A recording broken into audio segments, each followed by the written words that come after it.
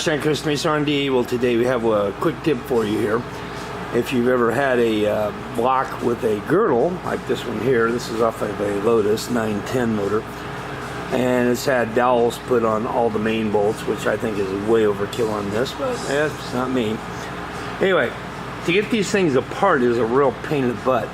But what we do is we take a machine, a little space down here, with an end mill about 1/16 of an inch deep, and that way you can get a screwdriver in here and pry the girdle away from the block. We're going to show you how this is done.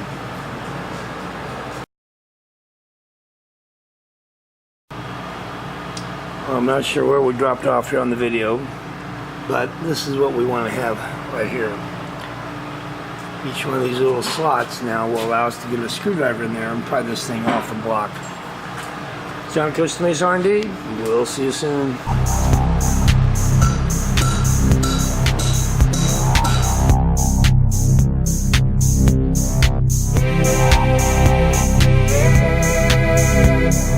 Yeah.